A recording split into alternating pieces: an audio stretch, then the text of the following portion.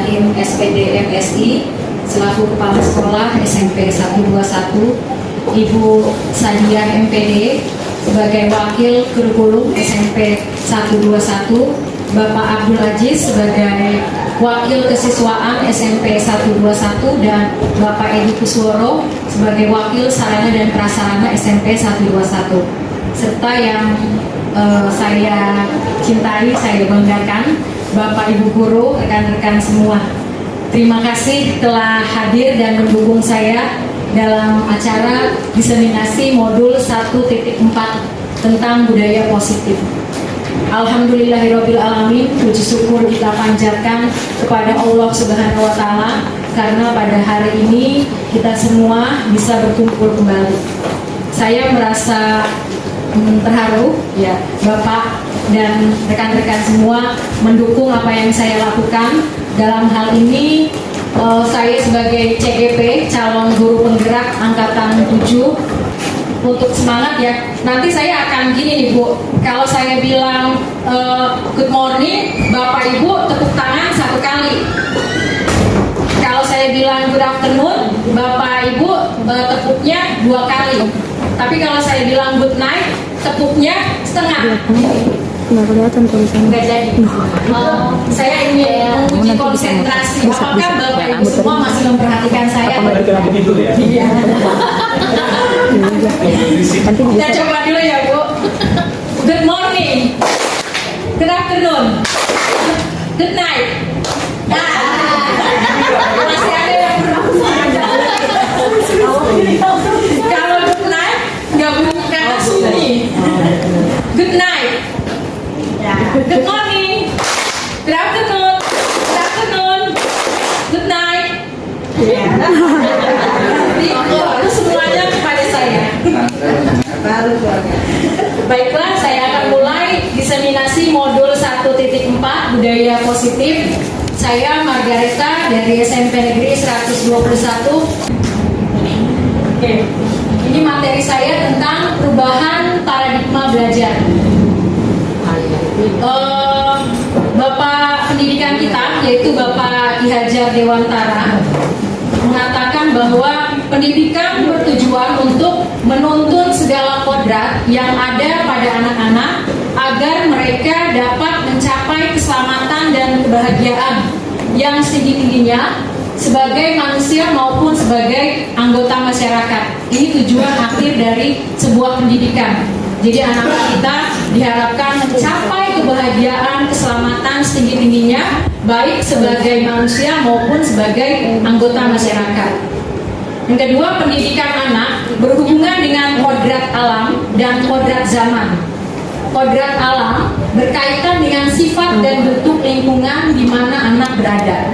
Sedangkan kodrat zaman berkaitan dengan isi dan irama, cara mewujudkannya.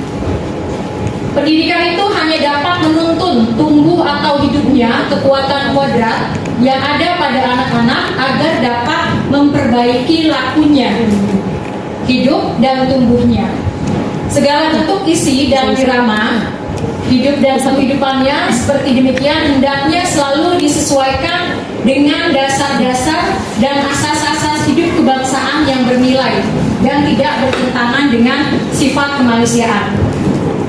Kalau Bapak Ibu lihat di gambar, sesuai dengan Ki Hajar Dewantara, beliau sedang memprediksikan bagaimana anak itu akan tumbuh ke depannya sesuai dengan kodrat zaman dan kodrat alam. Tadi dikatakan kalau kodrat alam itu bersifat sifat dan bentuk lingkungan anak ini berada di mana. Itu menentukan anak. Kemudian anak itu berada di zamannya. Tentu saja berbeda antara zaman kita dulu waktu kita berada di bangku sekolah dengan anak-anak yang sedang berada di zaman sekarang. Di zaman dahulu kita nggak mengenal yang adanya laptop, games atau handphone, ya. Namun dengan perkembangan zaman ini anak itu juga disesuaikan dengan isi atau iramanya, cara mewujudkannya, cara bagaimana kita menuntut mereka hidup di zamannya dengan menggunakan teknologi. Gimana kita bisa menuntut menuntun mereka menggunakan teknologi tersebut tadi di tujuan akhirnya sebagai manusia maupun sebagai anggota masyarakat yang mencapai keselamatan dan kebahagiaan. Karena itu diperlukan sebuah dasar-dasar dan asas-asas hidup kebangsaan yang bernilai dan tidak bertentangan dengan sifat-sifat kemanusiaan. Nah, kalau Ibu Bapak lihat di sini ada petani. Petani di sini diibaratkan kita sebagai pendidik. Murid-murid kita diibaratkan sebagai padinya. Padinya kita tanam. Kemudian akankah padi ini menjadi jagung? Tidak. Atau menjadi pohon pisang? Tidak. Ketika kita menanam padi, maka yang tumbuh itu akan padi.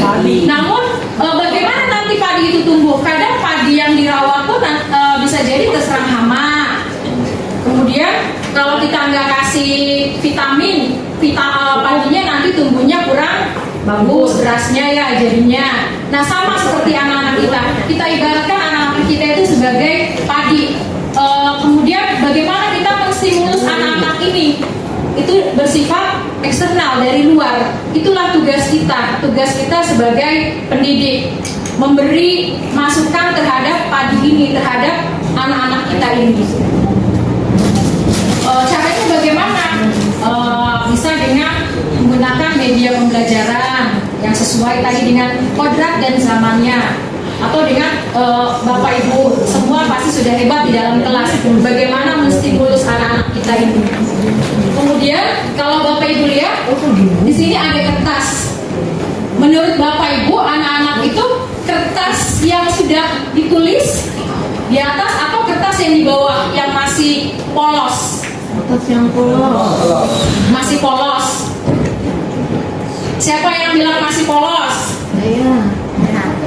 Anak-anak, ya, anak-anak kita semua di dalam kelas itu sebagai kertas yang polos atau kertas yang sudah ada itu coretannya.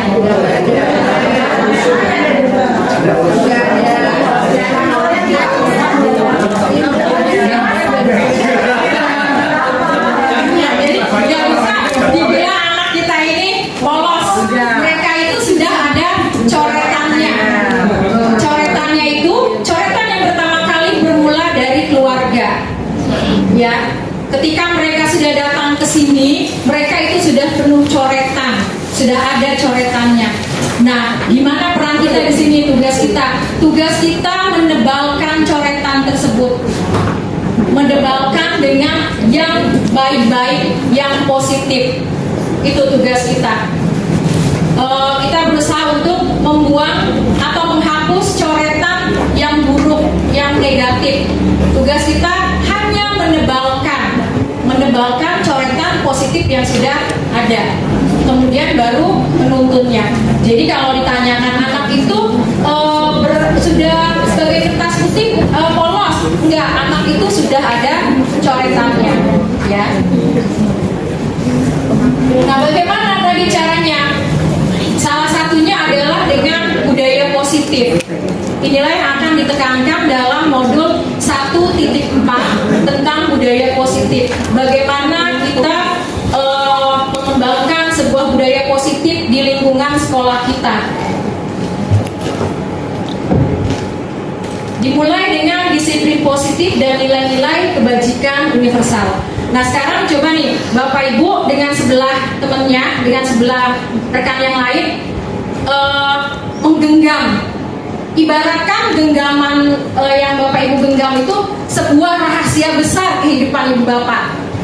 Rahasia yang pokoknya sangat berharga, ya. Kemudian teman sebelahnya mencoba menggoda. Terserah caranya, mau dikelitikin atau mau dibingin habis pulang ini ditraktir gitu. Yang penting mau nggak ngebuka. Coba deh Bu, Bapak dengan sebelahnya buka. Mau nggak?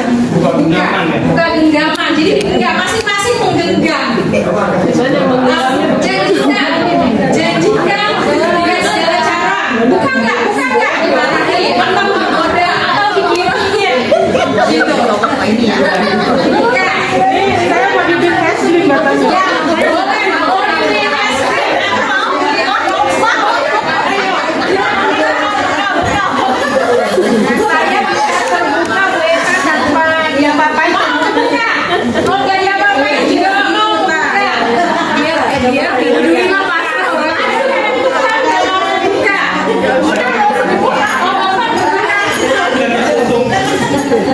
kipi-kipi. Oke, jadi jawaban itu tidak ada yang salah. Terserah mau membuka atau mau menutup, itu terserah ibu bapak. Sama dengan anak-anak kita. Jadi yang menentukan anak-anak mau menerima kita atau bukan, itu anak-anak kita. Mau nggak mereka men-share apa yang mereka punya dengan kita? Jadi posisi kontrol di sini ada pada diri anak. Walaupun ibu bapak marahi, ibu bapak coba kritikin atau udah kamu buka aja, rahasia kamu, tetap saja anak tidak mau membuka. Atau juga ada anak gampang ya membuka. Disinilah posisi sebagai kontrol diri. Itulah yang disebut dengan disiplin. Jadi disiplin bagaimana kita mengontrol diri. Nah, mengontrol diri ini dengan apa? Dengan hal-hal yang positif. Nah, di sini ada teori kontrol. Seorang psikiater dan pendidik Dr. William Glasser dalam kontrol teori yang kemudian hari berkembang dan dinamakan choice theory, meluruskan beberapa miskonsepsi tentang makna kontrol. Nah, inilah miskonsepsi makna kontrol yang kita pahami selama ini. Yang pertama, ilusi guru mengontrol murid. Pada dasarnya kita tidak bisa memaksa murid untuk berbuat sesuatu jika murid tersebut memilih untuk tidak melakukannya. Walaupun tampaknya guru sedang mengontrol perilaku murid, hal demikian terjadi karena murid sedang mengizinkan. Karena emang mereka mengizinkan untuk dikontrol. Guru itu merasa senang di anak. Anaknya saya ini mau, saya gituin mau. Padahal bukan karena gurunya pada saat itu, tapi karena anaknya ya memang membuka diri untuk dikontrol guru. Gitu. Kemudian yang kedua, ilusi bahwa semua penguatan positif, efektif dan bermanfaat. Penguatan positif atau bujukan adalah bentuk-bentuk kontrol segala usaha untuk mempengaruhi murid agar mengulangi suatu perilaku tertentu, suatu usaha yang mengontrol murid tersebut. Besok kamu kerjain PR ya, nanti kalau kamu kerjain PR nanti pulangnya ibu beliin bakso misalnya gitu. Itu kan sebuah bujukan. Itu besoknya anaknya mau kerjain PR, gurunya senang. Padahal itu bukan apa, bukan karena anak mau mengerjakan PR, tapi karena baksonya itu. Tapi itu sudah membuat guru senang. Alhamdulillah anaknya berubah. Padahal berubahnya karena bakso. Kemudian ilusi bahwa kritik dan membuat orang merasa bersalah dengan menguatkan karakter. Kita biasa mengkritik anak itu dengan bahasa yang halus. Tapi untuk membuat anak itu merasa bersalah, gitu. Itu bisa ada pesan negatif di situ. Bisa anak di sini menggunakan kritik rasa bersalah untuk mengontrol murid menuju pada identitas gagal. Kadangkala sulit bagi guru untuk mengidentifikasi bahwa mereka sedang melakukan perilaku ini. Karena kita cukup menggunakan suara halus, tapi pesan yang disampaikan pesan negatif. Halus banget. Misalnya anaknya berisik di dalam kelas, gurunya cuma halus banget. Aduh, kamu pinter ya. Nah, pinter itu maksudnya apa? Kelakuan anak yang tadi di dalam kelas itu berisik, padahal kita ingin menyinggung mereka. Bahasa kita halus, itu juga nggak boleh. Itu miskonsepsi. Tujuan kita biar bahasanya nggak kasar ya Bu. Ternyata sindiran seperti itu juga akan mengakibatkan identitas gagal pada anak. Kemudian yang keempat, ilusi bahwa orang dewasa memiliki hak untuk memaksa. Nah, kita karena merasa lebih dewasa dari mereka, kadang-kadang kita memaksa kemauan kita. Pokoknya kamu harus begini, awas kalau nggak begini. Nah, itu kadang orang dewasa merasa bangga bisa mengontrol, padahal itu yang disebut dengan miskonsepsi. Jadi orang dewasa itu punya powerful untuk mengatur orang yang lebih muda. Kita guru mengatur anak-anak, padahal miskonsepsi tersebut itu tidak disarankan ya dalam kita mendidik anak. Kemudian bagaimana seorang bisa berubah? Nah, kalau hal-hal tersebut tadi disampaikan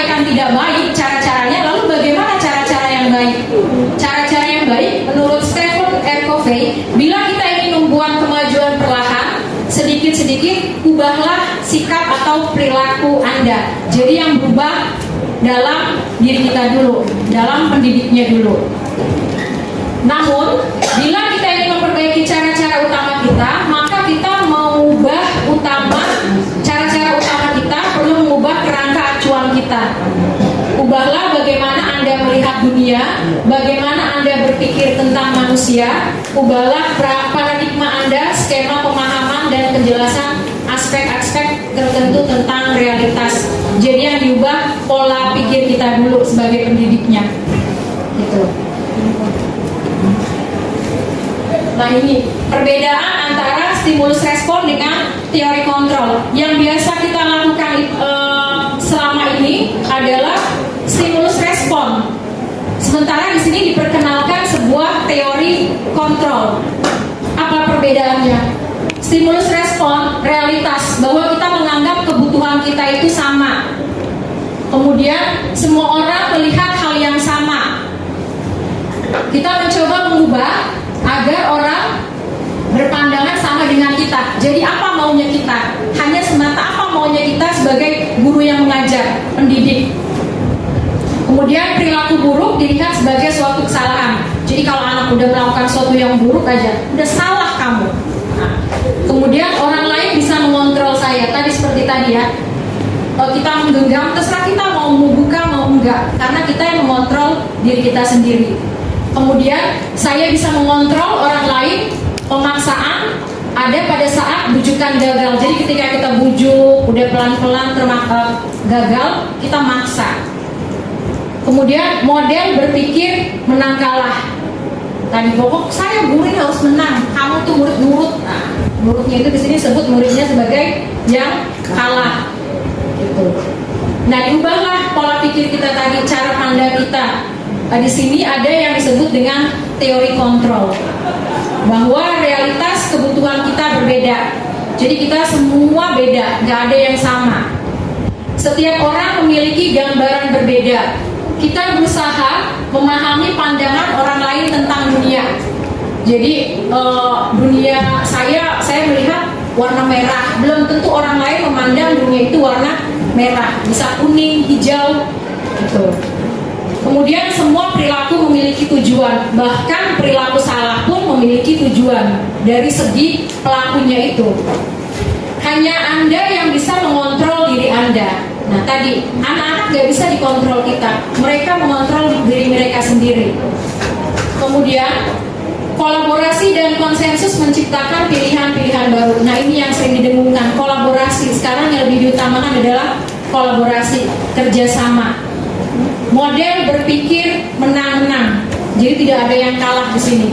Kedudukan pendidik dengan murid sama. Jika ada masalah antara murid dengan murid, tidak ada yang menang, tidak ada yang kalah, semua menang. Lalu bagaimana caranya? Nah, dengan disiplin. Apa sih disiplin? Disiplin dalam rangka menciptakan lingkungan positif. Salah satu strategi yang perlu kita tinjau adalah penerapan disiplin di sekolah kita. Jadi bagaimana penerapan disiplin di sekolah kita? Apakah masih perlu ditinjau kembali?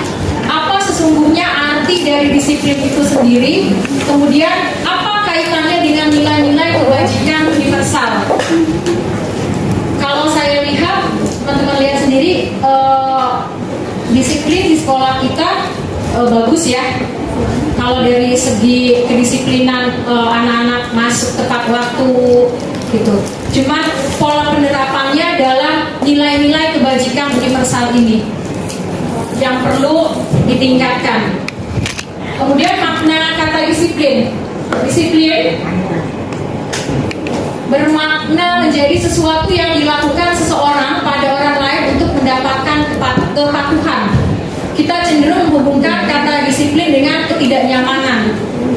Disiplin itu tidak nyaman, pakai sepatu yang udah anak-anak kan merasa gak nyaman, kadang ada yang nyeker gitu. Sebenarnya kalau disiplin sudah ada dalam dirinya dia, gak perlu diingatkan bahwa sepatu itu penting. Kemudian Bapak Ki Hajar Dewantara menyatakan bahwa di mana ada kemerdekaan, disitulah harus ada disiplin. disiplin. Jadi kita kan sudah menginjak pada kurikulum merdeka. Yang utama itu adalah disiplin dulu. Merdeka tidak hanya terlepas dari perintah, akan tetapi juga cakap buat memerintahkan diri sendiri.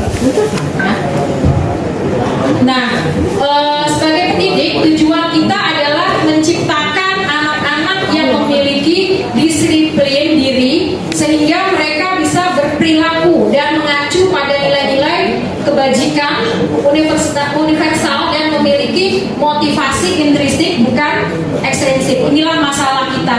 Bagaimana cara kita dapat mewujudkan suatu budaya disiplin yang lahirnya atau datangnya itu dari motivasi intrinsik, bukan dari luar. Itu tugas kita, mendatangkan atau memunculkan motivasi intrinsik dari murid-murid kita. Ada cara-caranya. Yang pertama, dengan nilai-nilai kebajikan. Ini yang sudah kita kenal, anak-anak kita pun sudah kenal ya. Beriman, bertakwa kepada Tuhan Yang Maha Esa dan berakhlak mulia, mandiri, bernalar kritis, berkebinekaan global, bergotong royong, dan kreatif. 5 nilai ini sudah dipadukan, sudah diambil dari nilai IBO Primary X program, 9 pilar karakter, pokok nilai-nilai yang sudah universal. Kemudian menurut Kementerian Pendidikan, nilai ini sudah mewakili dari semua nilai tersebut. Ada 5. Paling tidak anak-anak kita mempunyai 5 nilai ini. Nah, bagaimana memunculkan 5 nilai ini kemudian diterapkan sehingga menjadi sebuah disiplin untuk anak-anak kita? Yang pertama, kita perlu tahu tingkatan motivasi seseorang untuk bertindak. Yang pertama, hanya untuk menghindari ketidaknyamanan atau hukuman. Misalnya anak pakai dasi, tujuannya hanya tidak disetrap di depan, gitu. Pakai dasi, kenapa pakai dasi? Biar nggak disuruh maju ke depan. Nah, itu kan motivasi yang paling rendah sekali, yang datang dari eksternal. Itu yang paling rendah. Kemudian ada lagi tingkatannya yang selevel lebih tinggi, untuk mendapatkan imbalan atau penghargaan dari orang lain. Mereka menginginkan, misalnya ketika kamu rapi, nanti ketemu Bu Yulia, dibilang, aduh cakep banget, hebat banget sekarang. Nah, mereka mengharapkan itu masih termasuk motivasi eksternal. Mereka ingin mendapat sebuah ujian, gitu. Kayak kita nih, kalau pagi-pagi pengen masuk kelas. Nah, apa motivasi kita masuk kelas sementara masih sarapan?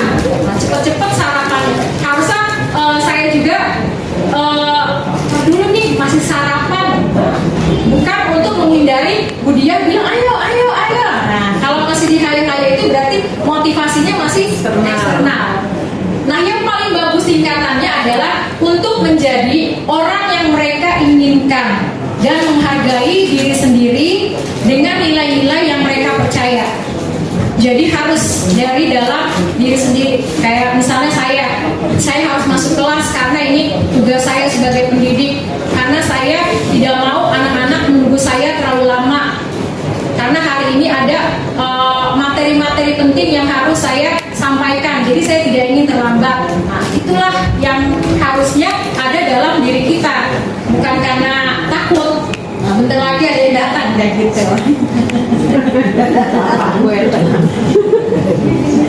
Kemudian ini yang sering ada hukuman, konsekuensi dan restitusi. Tadi kan kita ingin menghindari suatu masalah. Disiplin itu cenderung dengan ketidaknyamanan, ingin menghindari. Ada yang namanya hukuman, konsekuensi dan restitusi. Kalau hukuman, Bapak Ibu udah sering mendengar ya. Hukuman itu apa sih? Hukuman adalah tindakan terhadap suatu pelanggaran, ya. Kemudian hukuman bersifat satu arah.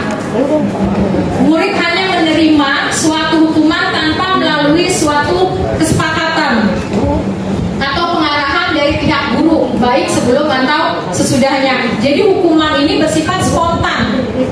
Misalnya kita melihat anak yang datang telat 5 menit,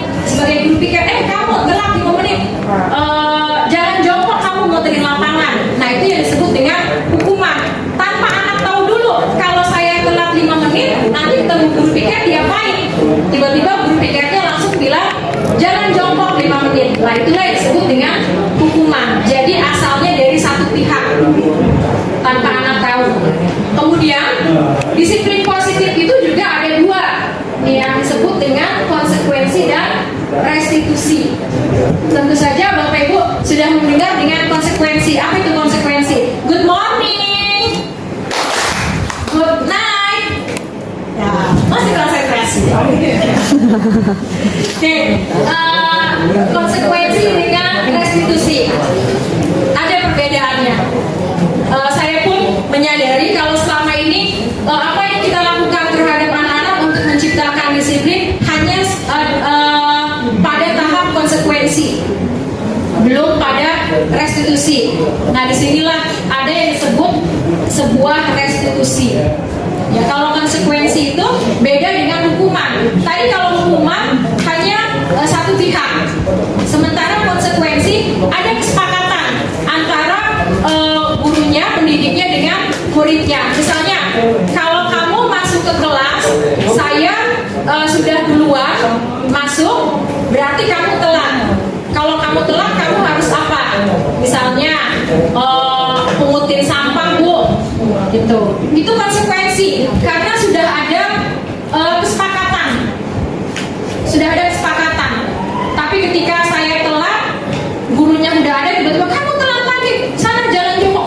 Jalan, Bu, baru aja sampai. Nah, itu namanya hukuman. Tapi kalau anak, waduh, telat 5 menit. Gurunya hanya bilang, ayo harus apa? Telat 5 menit. Mengutin sampah, Bu. Itu konsekuensi. Gitu. Karena telat 5 menit harus mengut sampah. Ya, itu juga menurut di sini belum sejalan juga dengan proses pendidikan. Ada yang disebut dengan restitusi. Apa sih itu restitusi? Pernah dengar nggak Ibu Bapak? Pajak. Pernah dengar pajak? Benar. Restitusi pajak, pemulihan. Ya, pemulihan. Restitusi adalah proses menciptakan kondisi bagi murid untuk memperbaiki kesalahan mereka sehingga mereka bisa kembali pada kelompoknya, tapi dengan karakter yang lebih kuat. Restitusi merupakan proses kolaboratif yang mengajarkan murid untuk mencari solusi untuk masalah mereka dan bantu mereka berpikir tentang orang seperti apa yang mereka inginkan dan bagaimana mereka harus memperlakukan orang lain. Jadi kita balikan suatu kesalahan atau suatu pelanggaran yang murid-murid kita buat ke dirinya sendiri. Gitu. Misalnya nanti ada lebih lanjut bagaimana proses restitusi ya, Ibu Bapak. Kemudian dihukum penghargaan. Penghargaan itu penting gak sih Ibu Bapak? Penting.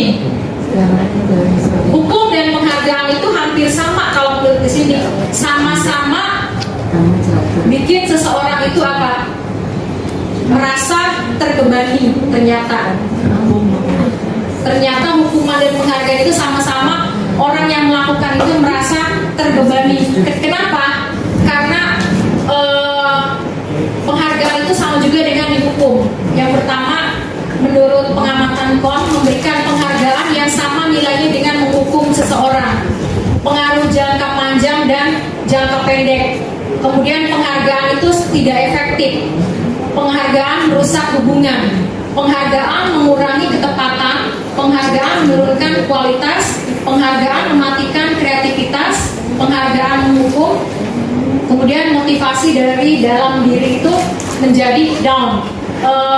Maksudnya di sini adalah kalau dulu kan sama seperti di rapot ada nilai ranking 1, 2, 3 atau sampai selanjutnya. Itu kan bentuk penghargaan. Ternyata penghargaan itu menghukum anak. Yang pertama berbentuk jangka pendek dan jangka panjang. Mungkin kalau dalam jangka pendek penghargaan itu bisa memotivasi. Kamu nanti kalau ranking 1 mama beliin sepatu.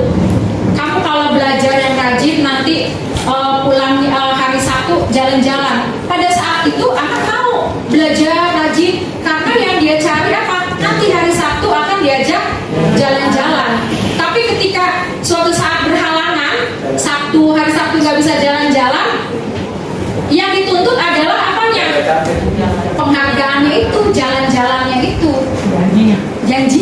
benar.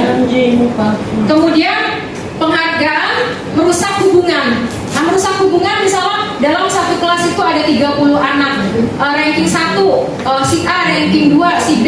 Bagaimana dengan perasaan yang ranking ke 29, 30 akan timbul sebuah kecemburuan. Itulah merusak. Ya, makanya nggak ada yang namanya ranking. Mungkin salah satunya itu ya, penghargaan merusak hubungan. Kemudian penghargaan mengurangi ketepatan. Ada penelitian, jadi anak-anak itu diberi suatu tantangan. Dia misalnya ada survei di sini. Kemudian yang mengadakan perlombaan itu karena dia merasa kenal, karena dia merasa dekat, gitu. Jadi timbul rasa apa? Aduh gak enak nih, aduh deket nih. Ya, maka yaudah yang juara adalah ini. Nah, itu bisa penghargaan itu mengurangi ketepatan. Kemudian tadi penghargaan menurunkan kualitas.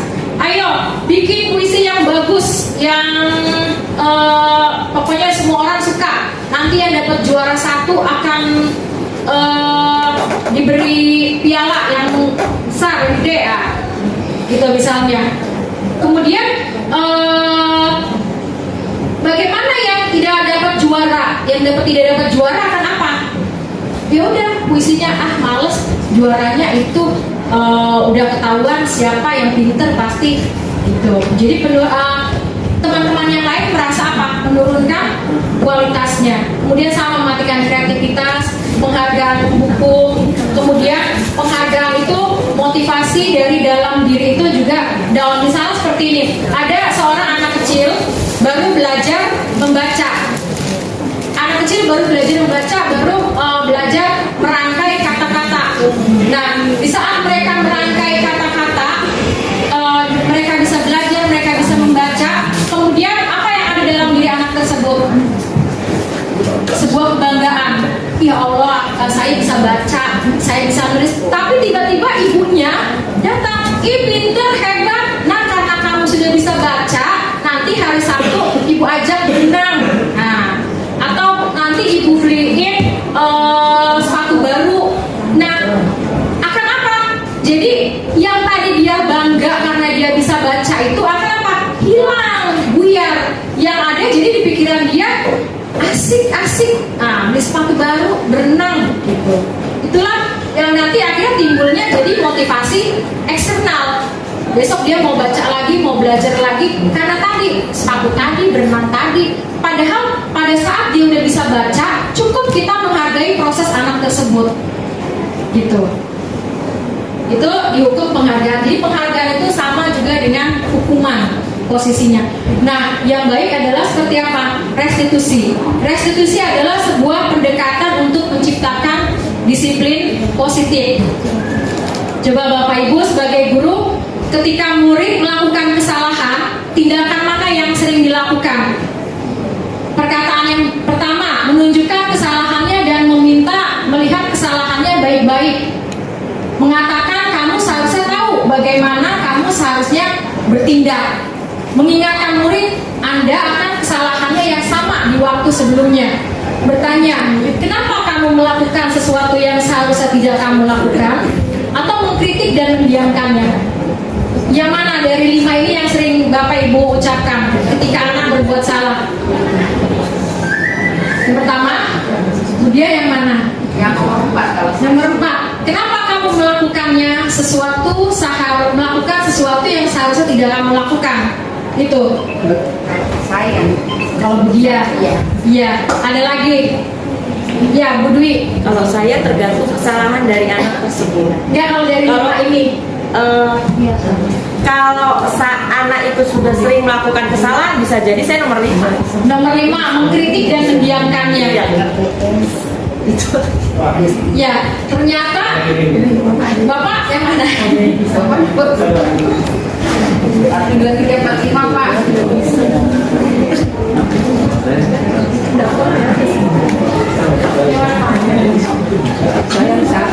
Satu. Nomor 3. Nomor 1. Ya. Jawabnya kita katanya nggak ada duitnya. Jadi Jadi jangan melakukan kesalahan yang sama. Jangan melakukan kesalahan yang sama. Oke, kalau menurut dari sini, kalau masih menanyakan hal-hal 1 sampai 5 ini berarti jalan kita belum benar. Berarti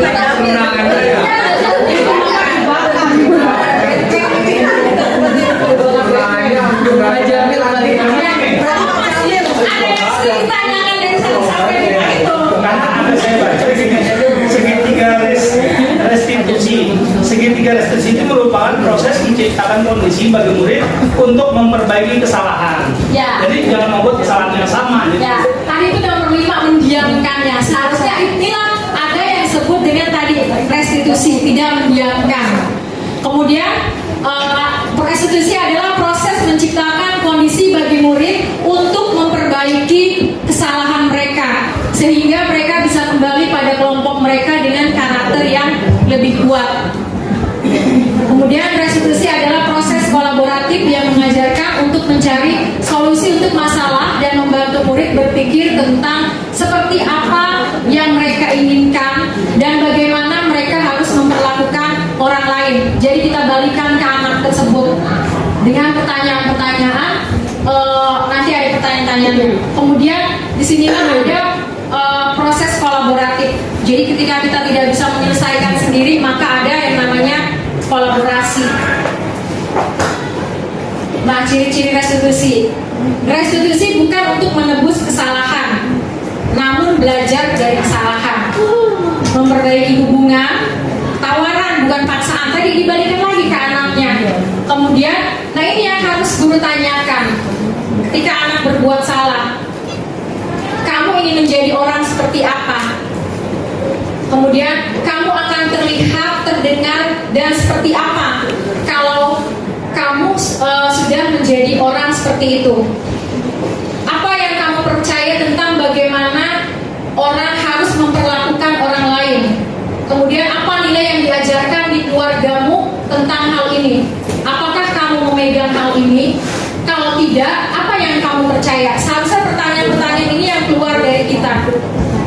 Pertanyaan seperti ini. Ketika kita mendapatkan seorang anak yang melakukan kesalahan, kamu mau jadi seperti apa? Kamu akan terlihat apa, terdengar seperti apa kalau kamu menjadi orang seperti itu? Orang seperti itu maksudnya tadi melakukan kesalahan lagi. Apa yang kamu percaya tentang bagaimana orang harus memperlakukan orang lain? Ya, kemudian nih, apa nilai yang diajarkan? Tadi dari awal nilai-nilai kebajikan yang sering kita terlupakan. Kemudian restitusi itu mencari kebutuhan dasar yang mendasari tindakan. Jadi setiap tindakan walaupun itu salah pun ada yang mendasari. Ada miss dari 5 kebutuhan dasar manusia yang terlewatkan oleh kita. Kemudian restitusi adalah cara yang paling baik mengubah kebiasaan diri cenderung untuk mengomentari orang lain menjadi mengomentari diri sendiri. Restitusi fokus pada karakter bukan tindakan. Kemudian restitusi menguatkan, fokus pada solusi. Kemudian restitusi mengembalikan murid yang berbuat salah pada kelompoknya. Nah, caranya bagaimana? Ada cara-cara dalam melakukan restitusi. Pertama, kita keyakinan kelas. Bapak Ibu pernah dengar keyakinan kelas? Good night. Good morning. Good afternoon. Good morning. Good night. Betul kan, Kak? Nah, jadi ada caranya. Alhamdulillah saya udah mencoba di kelas yang saya ajar dan ada perubahan. Emang ada perubahan di situ dari karakter anak-anaknya. Kemudian apa sih yang harus kita lakukan dalam keyakinan kelas? Yang pertama, menunjukkan ke anak-anak nilai-nilai kebajikan. Nilai-nilai kebajikan itu paling tidak yang harus dimiliki anak yang tadi, yang 5 tadi. Berketuhanan, mandiri, kreatif, gotong royong, itu yang kita dengungkan. Kemudian bikinlah di situ dari nilai-nilai yang ada di situ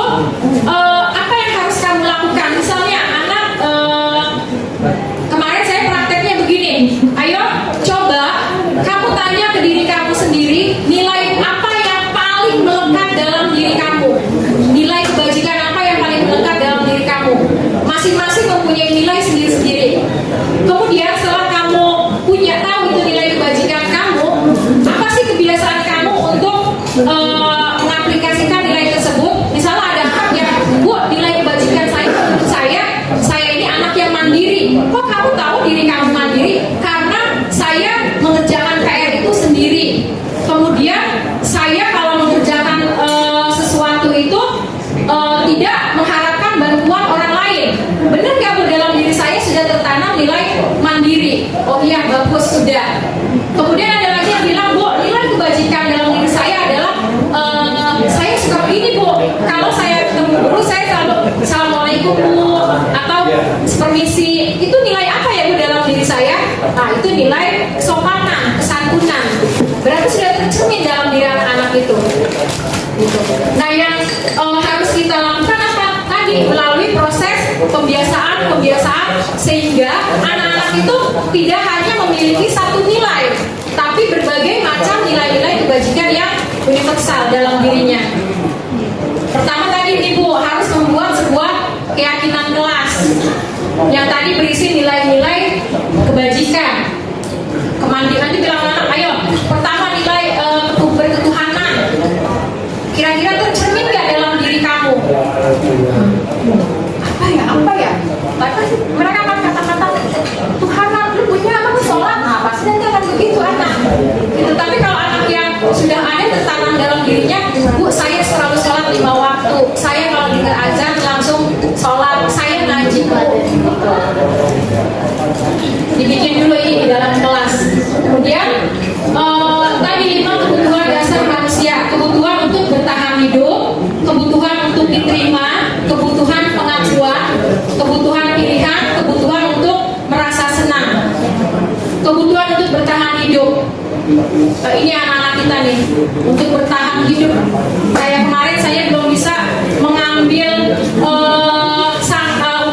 tindakan untuk Alif, karena ketika saya tanya, dia itu selalu membantu kakeknya. Nah, berarti itu kebutuhan untuk bertahan hidup. Kenapa dia nggak sampai ke sekolah? Karena dia harus membantu kakeknya. Kemudian survei juga Bu Lilia ke Eva, ternyata apa? Nah, orang tuanya pisah, jadi nggak ada. Itu berarti apa yang kurang dari dia? Kebutuhan untuk apa? Pertama, pengakuan untuk diterima. Kemudian pengakuan atas merasa senang, dia dicintai. Ternyata dia tidak dapat. Itulah yang menyebabkan dia tidak sampai ke sekolah. Jadi yang harus kita cari tahu itu dulu ketika anak mempunyai masalah. Pasti ada dari 5 kebutuhan dasar manusia ini yang tidak dipenuhi oleh anak-anak kita. Jangan menghukum, kamu 3 hari nggak masuk, pakok. Nah, itulah yang namanya dengan hukuman. Kemudian anak-anak kita ini mempunyai dunia berkualitas, dunianya mereka sendiri. Dunia berkualitas adalah tempat khusus dalam pikiran Anda, tempat Anda menyimpan gambaran representasi dari semua yang Anda inginkan. Misalnya, murid pun juga mempunyai gambaran dunia berkualitas. Dan sebagai guru, kalau kita tidak memasukkan nilai-nilai tadi, nilai kebajikan, kita akan susah masuk ke dunia anak-anak kita. Seperti kita, dunia berkualitas saya berisi tentang anak-anak saya, kemudian orang tua saya. Nah, bisa nggak orang lain masuk ke dunia saya? Kalau saya tadi mengontrol diri saya, orang lain tidak boleh masuk, maka orang lain tidak akan masuk ke dalam dunia saya. Sama seperti anak-anak, berperan nggak kita di dunianya mereka? Gitu. Siapa yang bisa memasukkan diri kita ke dalam dunia mereka? Anak-anak sendiri. Tadi dengan kontrolnya dia, mau nggak menerima kita nggak?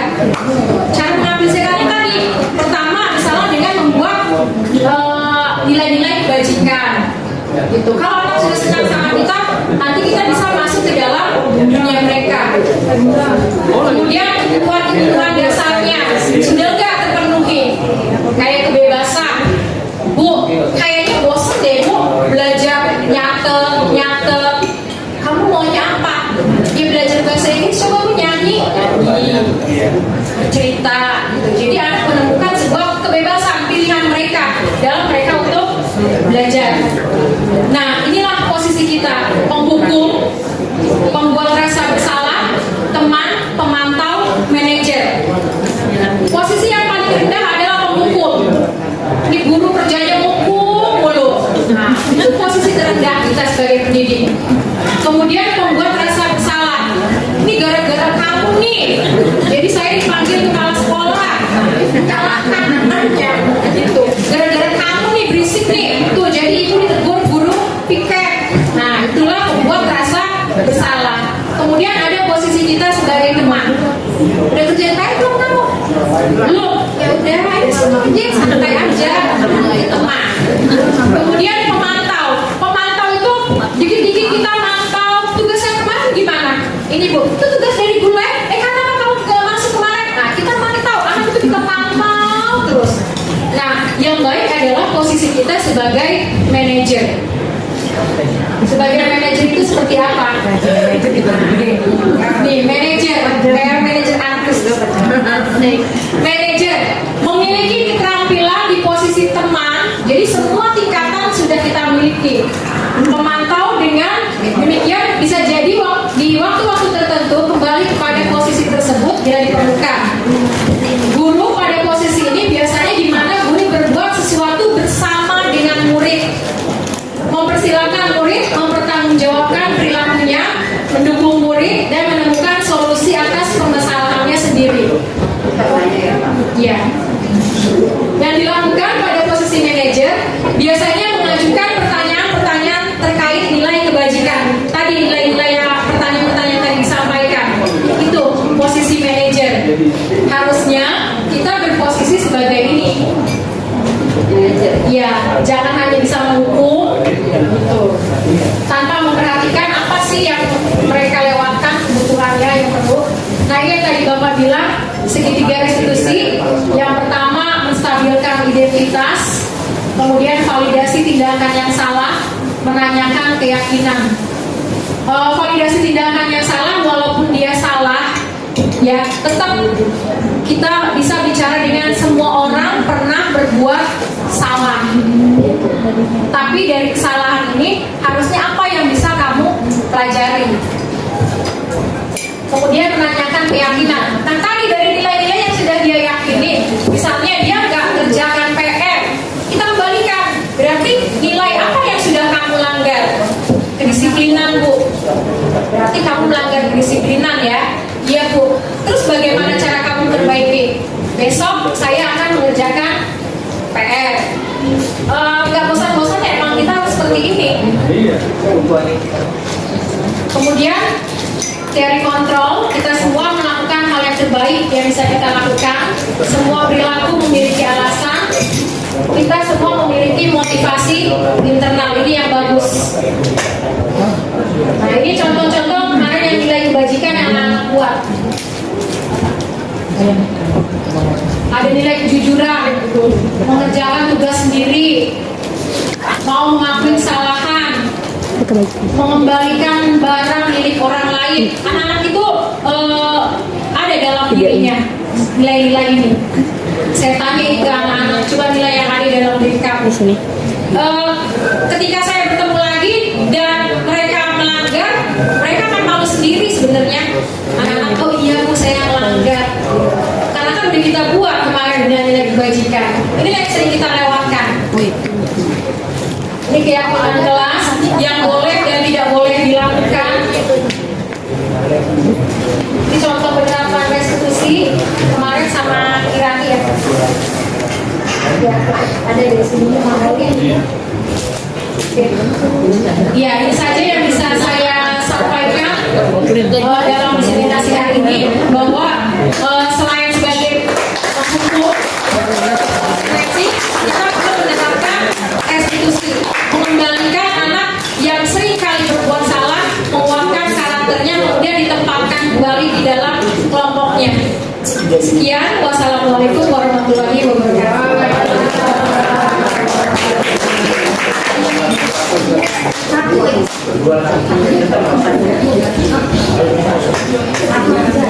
Lagi yang kalian.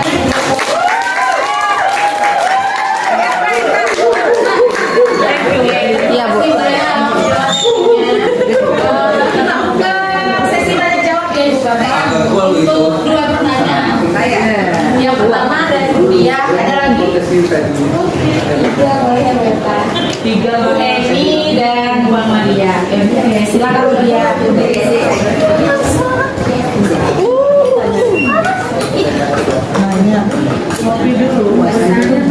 Terima kasih atas waktu yang diberikan kepada saya. Ibu Bapak Guru, seandainya umur saya masih di bawah 50 tahun, saya akan mendaftarkan menjadi guru penggerak. Karena pernah saya coba ketika guru penggerak dibuka ya oleh Sugin waktu itu ya, saya masuk ngejum. Di sana ada Bu Sugina. Nah, Bu Sugina kan dengan saya sudah tahu ibu dia berapa usianya. Sekian Bu, saya nggak usah nyebutin ya. Ya udah terlambat katanya. Ya udah akhirnya saya nggak jadi.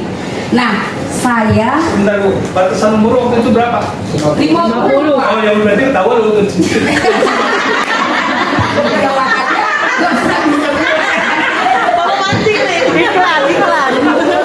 Ya, yuk teman-teman yang masih muda belia, daftarkan diri Anda segera kita sudah memenuhi syarat menjadi guru penggerak supaya menjadi guru hebat luar biasa. Ya.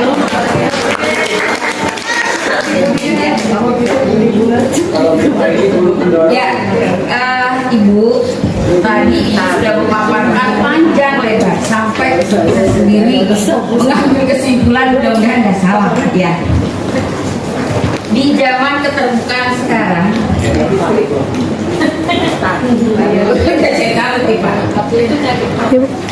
gerak guru sepertinya terbatas dalam mendidik murid. Iya nggak Ibu Bapak? Iya. Yang saya rasakan iya. Apalagi orang tua selalu didengar pendapatnya dan dibenarkan oleh atasan. Iya kan? Sedikit-sedikit kita yang disalahin. Pertanyaan saya, bagaimana caranya untuk menerapkan perilaku positif Bu, supaya kita tidak dikatakan melanggar etika? Itu saja. Terima kasih. Assalamualaikum warahmatullahi wabarakatuh.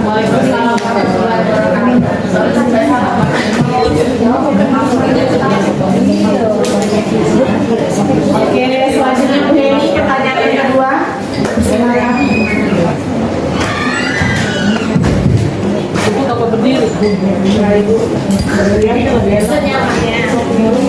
Baik, terima kasih atas waktu yang diberikan kepada saya. Alhamdulillah ya di sekolah kita 121 kita dapat mendapatkan calon penggerak ya penggerak dulu. Beri tepuk tangan dulu dong buat Rumah Gareta. Semoga sehat selalu Bu Margareta. Amin. Baik, tadi Ibu sudah memaparkan tentang beberapa nilai-nilai ya, nilai-nilai kebajikan. Nilai kebajikan yang harus diterapkan ya kepada kita sebagai guru. Namun saya belum sedikit paham gitu ya. Tolong dijelaskan kembali, berikan contoh nilai kebajikan seperti apa, karena dilihat kita ini kan guru-guru dengan suku bangsa yang beraneka ragam ya. Jadi ada yang suaranya lembut, keras, atau bagaimana gitu ya. Dan bagaimana cara mengaplikasikannya di dalam kelas tersebut. Itu saja pertanyaan saya. Terima kasih. Assalamualaikum warahmatullahi wabarakatuh. Waalaikumsalam warahmatullahi wabarakatuh. Selanjutnya pertanyaan terakhir kepada Bu Maria.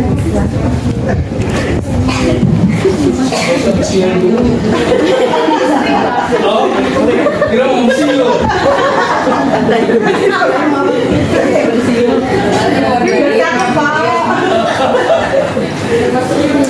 Izin bertanya, ini bagaimanakah penghargaan dapat merusak motivasi dari dalam diri? Itu aja pertanyaannya. Terima kasih. Assalamualaikum warahmatullahi wabarakatuh. Waalaikumsalam. Terima kasih Bu Maria. Anda itu langsung dijawab pertanyaan dari Bu Dia, Bu Heni dan Bu Maria. Kalau saya tidak bisa menjawab, nanti mau dibantu. Tadi pertanyaan dari Bu Dia, keterbatasan gerak guru ya, yang mau berbuat seperti ini terjadi pelanggaran atau ada laporan, ya tadi menurut saya kuncinya tadi yang pertama tentu saja kesepakatan. Kita harus membuat dulu kesepakatan antara kita dengan murid-murid kita, atau kalau perlu dengan orang tua, berkolaborasi.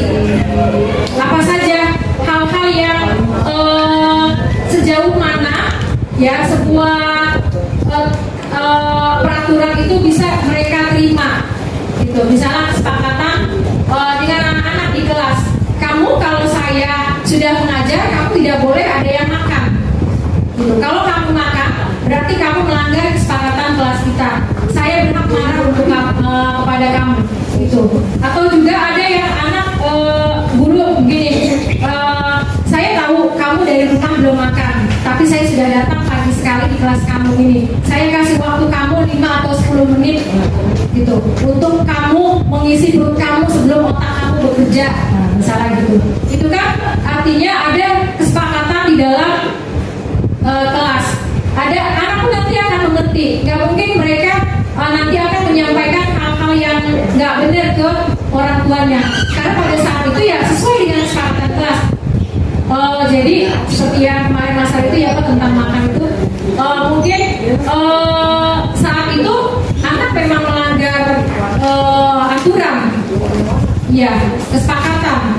Tapi orang tua ini tiba-tiba nggak tahu apa-apa bahwa dia makan itu sudah jam masuk sekolah. Tapi karena orang tua hanya mendengarnya hanya satu pihak, itulah yang disesalkan. Harusnya orang tua bertanya terlebih dahulu ke gurunya. Makanya diperlukan apa? Kerjasama, kolaborasi orang tua dengan pihak guru atau dengan wali kelasnya gitu. Ada grup di kelas, gunakanlah itu. Saya juga sebagai wali kelas, kadang di dalam grup itu ada orang tua yang tiba-tiba ngomongnya tegang. Sebagai guru, kita cairkan dulu ketegangan itu. Kalau kita balas lagi dengan tegang, maka tidak akan selesai. Nah, akan menjadi konflik. Kan tadi dibalikan ke dalam diri kita sendiri, bagaimana kita mengontrol diri kita sendiri. Gitu. Mau nggak kita mendengar saran dari orang tua? Mau nggak orang tua berkolaborasi dengan kita? Kalau itu sudah tercipta, maka akan tercipta budaya positif tadi. Dengan nilai-nilai yang kita percaya, mereka percaya juga. Itu jawaban saya juga. Terima kasih Bapak.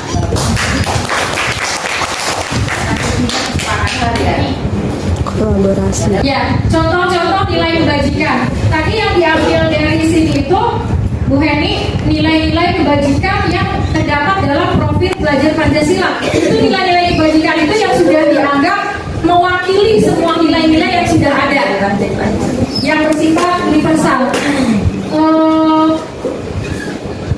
Kemudian nilai itu banyak ya, nilai-nilai itu. Ini contohnya nih, nilai-nilai kebajikan ini. Banyak sekali nilai-nilai, tapi 5 nilai ini dianggap sudah mewakili dari nilai yang banyak sekali. Nih kalau kita kan profil belajar Pancasila ini yang diambil, beriman, kemudian mandiri, bernalar kritis, bergotong royong, kreatif. Tapi juga ada dari CO Primary Years Program itu mereka mengambil banyak nilai, toleransi, rasa hormat, integritas, mandiri, menghargai, antusias, empati, pengetahuan, sampai ini ada berapa nilai yang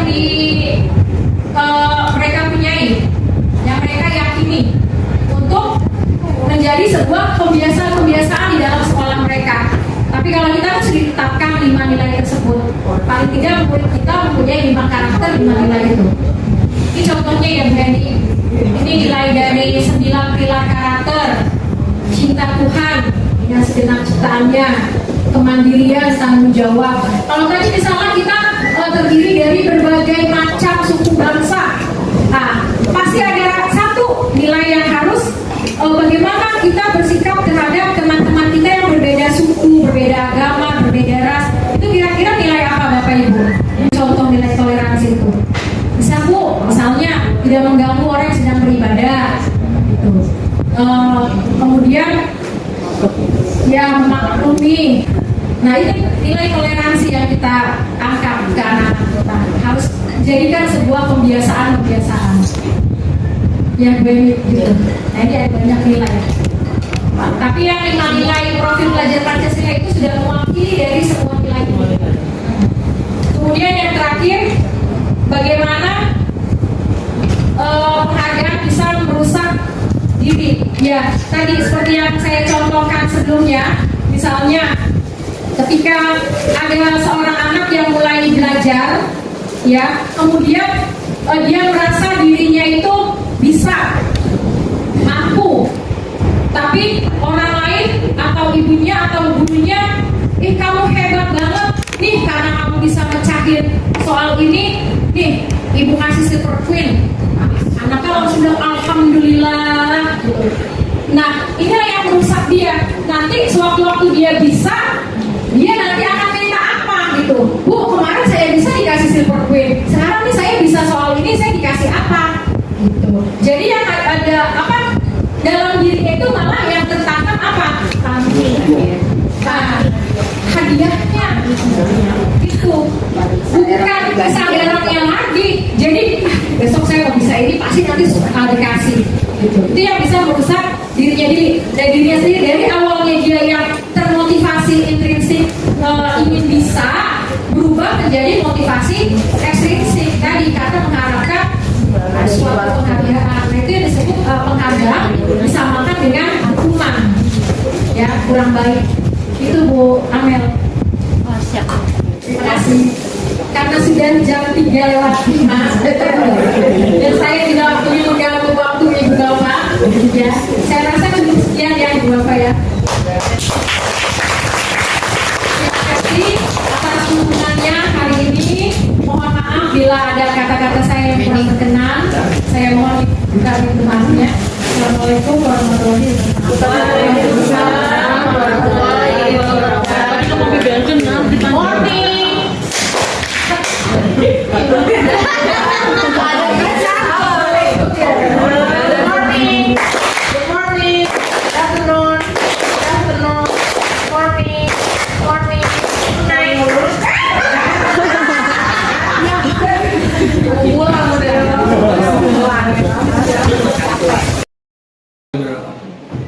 Bapak Ibu, hari ini saya ingin melaporkan hasil desiminasi dari Ibu Margareta sebagai CGP Angkatan ke-7 yang sudah dilaksanakan pada hari Rabu tanggal 25 Januari 2023, yaitu tentang budaya positif. Dalam filosofi pendidikan Indonesia menurut Ki Hajar Dewantara, pendidikan di Indonesia sekarang ini tentunya tidak terlepas dari peran Bapak Pendidikan kita, Bapak Ki Hajar Dewantara, yang kelahirannya kita peringati pada Hari Pendidikan Nasional setiap tanggal 2 Mei. Dimulai dari didirikannya Bumi Putra pada tahun 1854, yaitu pendidikan pada budaya positif ini dilaksanakan persiapan dan persediaan untuk segala kepentingan hidup manusia, baik dalam hidup bermasyarakat maupun hidup berbudaya dalam arti yang seluas-luasnya. Budaya positif di sekolah sesuai dengan konsep pemikiran dari Bapak Ki Hajar Dewantara bahwa seorang pendidik itu harus dapat menuntun anak sesuai dengan kodrat alam dan kodrat zamannya, sehingga anak dapat memiliki watak atau karakter yang baik yang pada akhirnya dapat membentuk perilaku yang baik pula. Dalam menuntun budi pekerti anak, maka sebagai pendidik perlu berupaya menuntun anak dengan menerapkan budaya positif di sekolah. Apa sih yang akan kita laksanakan untuk membangun budaya positif di sekolah? Maka sekolah perlu menyediakan lingkungan yang positif, aman, dan nyaman agar anak dapat berpikir, bertindak, dan mencipta dengan secara merdeka, mandiri, dan bertanggung jawab. Salah satu strategi yang perlu ditinjau ulang adalah bentuk disiplin yang dijalankan selama ini di sekolah, di mana disiplin ini harus dilaksanakan bersama-sama dari sivitas atau warga sekolah, mulai dari caraka, tenaga pendidikan, pengajar, maupun wakil dan kepala sekolah. Hai, saya Novel, guru seni budaya di SMPN 121 Jakarta. Kali ini saya akan berbagi pendapat tentang hasil diseminasi yang disampaikan oleh Ibu Margareta selaku calon guru penggerak angkatan 7 di SMPN 121 Jakarta. Menurut saya, materi yang dipaparkan oleh Ibu Margareta sangat baik dan sangat bermanfaat bagi kita semua. Materi disiplin positif membuka wawasan dan persepsi yang sesuai untuk menghadapi siswa yang memiliki kelebihan dan keunikannya masing-masing. Bagi saya pribadi, sosok Ibu Margareta adalah guru yang memotivasi saya baik dalam perilaku, kemampuan, dan prestasi yang beliau raih. Untuk Ibu Margareta, selalu semangat dan sukses selalu ya. Terima kasih. Selamat siang, saya Yuliana Farina sebagai guru bimbingan konseling di SMP 121 Jakarta. Saya mau testimoni terkait CGP atas nama Ibu Margareta. Beliau adalah guru yang sangat bersemangat. Setiap tugas diselesaikan dengan penuh semangat, diselesaikan dengan tepat waktu. Saya juga dengar walaupun beliau sempat umroh, tapi tetap bisa mengerjakan dan tetap bisa live streaming di Mekah sana. Semangat untuk beta dan untuk diseminasinya kemarin itu sangat bermanfaat sekali. Ilmunya sangat bermanfaat dan sangat berguna dan kita bisa terapkan di dalam kelas.